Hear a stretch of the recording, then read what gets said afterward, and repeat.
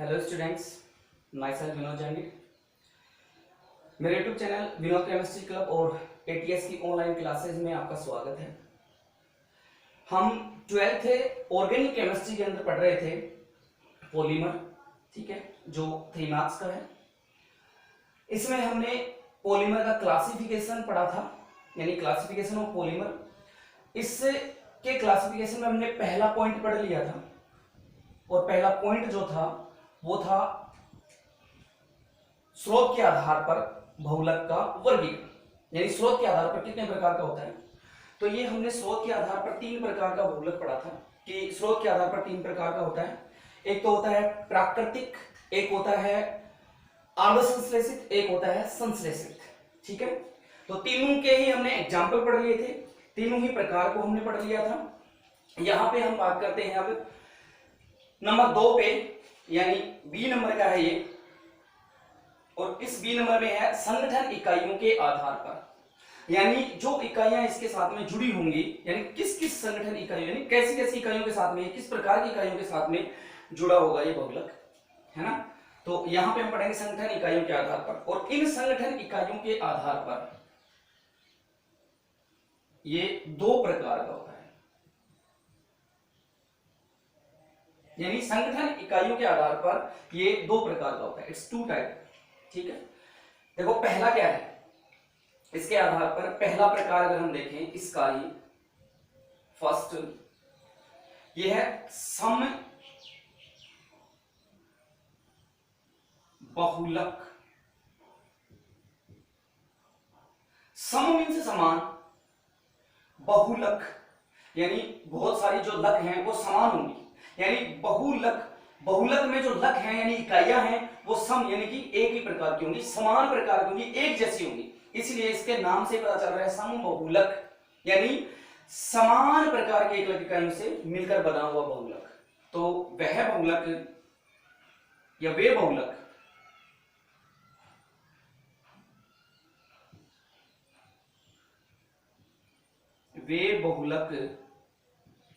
जो एक ही प्रकार की एक लक इकाइयों से मिलकर बने होते हैं।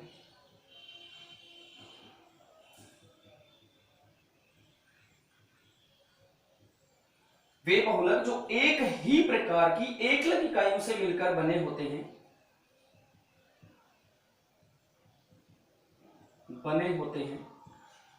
सम बहुलक कहलाते हैं। सम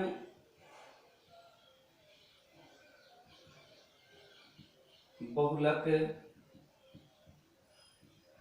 कहलाते हैं, यानी इन बहुलकों में जितनी भी इकाइयां जुड़ी होंगी वो सारी एक ही प्रकार की इकाइयां जुड़ी होंगी, एक ही प्रकार की इकाइयां। जैसे एग्जाम्पल ले अपना,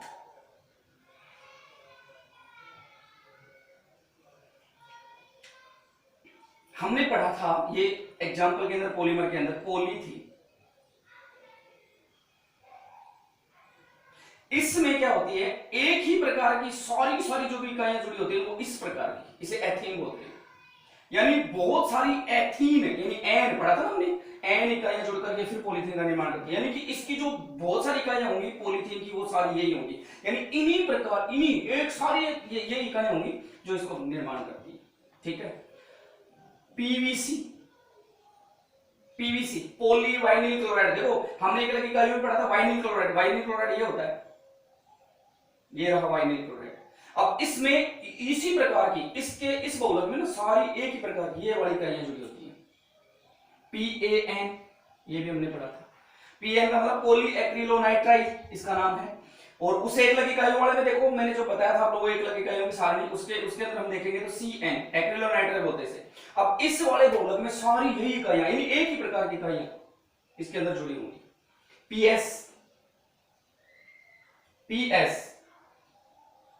PS का मतलब होता है पॉलीस्टाइरीन। स्टाइरीन के लिए हम क्या करेंगे, यही एक लग इकाई, लेकिन यहाँ पे क्या लगाएंगे C6H5, ये वाला, यानी एक फेनिल समूह जोड़ देंगे, बेंजीन समूह जोड़ देंगे, ये वाला, ये बेंजीन समूह जोड़ेंगे तो ये हो जाएगी इसको बोलते हैं स्टाइरिन, इस वर्ड इसको स्टाइरिन बोलते हैं। इसी प्रकार की बहुत सारी इकाइयां इसके अंदर जुड़ी होंगी, सारी स्टाइरिन की इकाइयां इसके अंदर जुड़ी होंगी, तो इसे बोलेंगे पॉलीस्टाइरिन।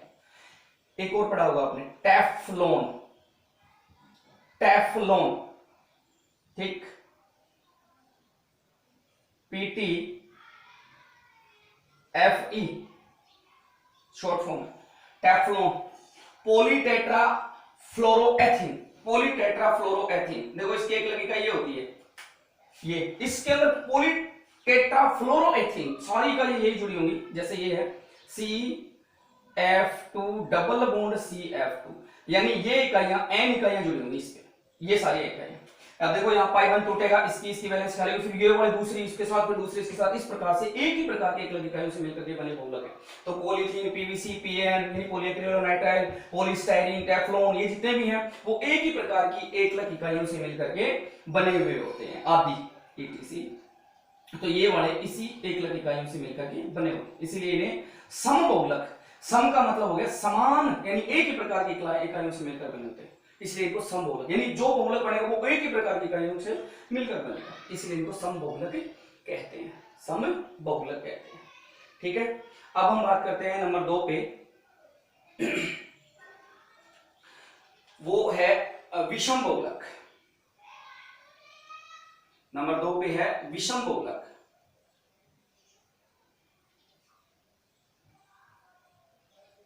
विषम बहुलक, विषम बहुलक, विषम यानी अलग अलग, इससे ही पता चल रहा है, विषम मतलब अलग अलग, विषम मतलब अलग अलग, है ना, अलग अलग प्रकार के। तो वे बहुलक, वे बहुलक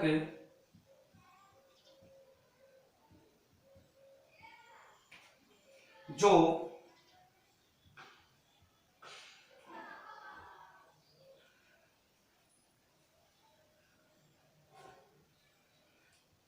अनेक प्रकार की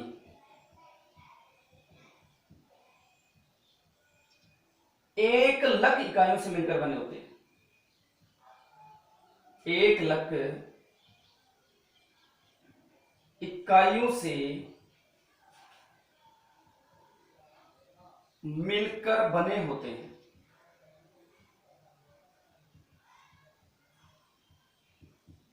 वे बहुलक जो अनेक प्रकार की एक लक इकाइयों से मिलकर बने होते हैं, वे बहुलक जो अनेक प्रकार की एक लक इकाइयों से मिलकर बने होते हैं, क्या कहलाते हैं? विषम बहुलक कहलाते हैं। विषम बहुलक, विषम बहुलक कहलाते हैं। देखो अनेक प्रकार की का मतलब है एक ही प्रकार की नहीं होंगी, ये अलग अलग प्रकार की इकाइयां होंगी, एक ही प्रकार की नहीं होंगी, अनेक प्रकार की। तो ये अनेक प्रकार की एकलक इकाइयों से मिलकर बने होते हैं, विषम बहुलक कहलाते हैं। यानी कि इसमें जो एकलक इकाई होंगी वो अलग अलग प्रकार की होंगी, विषम बहुलक कहलाते हैं। लेकिन ये इकाइयां साथ में जुड़ी होती हैं, साथ में जुड़ी होती हैं, लेकिन ये इकाइयां साथ में जुड़ी होती हैं, इसलिए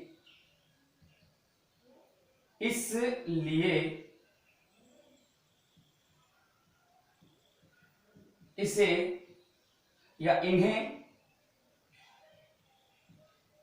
सहबहुलक भी कहते हैं, सहबहुलक भी कहते हैं। क्यों? क्योंकि ये इकाइयां जो है अलग अलग प्रकार की हैं, लेकिन क्या होती है? साथ में जुड़ी होती है, एक साथ जुड़ी होती हैं, ये उनके साथ में ही जुड़ी होती है, इसलिए इनसे सहबहुलक भी कहते हैं। तो विषम बहुलक का दूसरा नाम क्या हो जाएगा? सहबहुलक, सहबहुलक। तो इस विषम बहुलक को दूसरा क्या कहते हैं? सहबहुलक भी कहते हैं, क्योंकि अलग अलग प्रकार की इकाइयां होती हैं और ये इकाइयां साथ में जुड़ी होती हैं, साथ में जुड़ी होती हैं, इसलिए इन्हें सहबहुलक भी कहा जाता है। अब देखो इसके एग्जाम्पल, देखें हम। विषम या सहबहुलक, उसके एग्जाम्पल लें।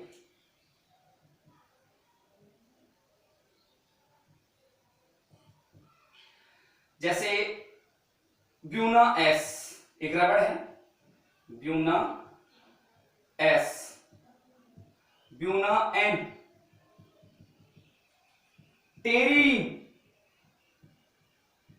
इसे डाइक्रोन भी बोलते हैं। इसके एक अलग इकाइयां मैंने बताई हुई है। नायलॉन 6 आदि जो भी हैं ये सारे के सारे क्या हैं, विषम या सहबहुलक, विषम या सहबहुलक, क्योंकि इनमें अलग अलग प्रकार की एक अलग इकाइयां जुड़ी होती है और वो भी साथ में जुड़ी होती है, इसलिए इन्हें विषम या सहबहुलक कहते हैं, विषम या सहबहुलक। तो ये है एग्जांपल। तो दूसरे प्रकार का जो क्लासिफिकेशन है वो हमारा हो गया संगठन इकाइयों के आधार पर, ठीक है। और अब नेक्स्ट वीडियो में हम पढ़ेंगे तीसरे नंबर का क्लासिफिकेशन संरचनाओं के आधार पर, ठीक है। आई होप आपको वीडियो पसंद आया होगा, पसंद आया तो सब्सक्राइब करें, लाइक करें, कमेंट करें, ठीक है, दोस्तों को शेयर करें। Thank you.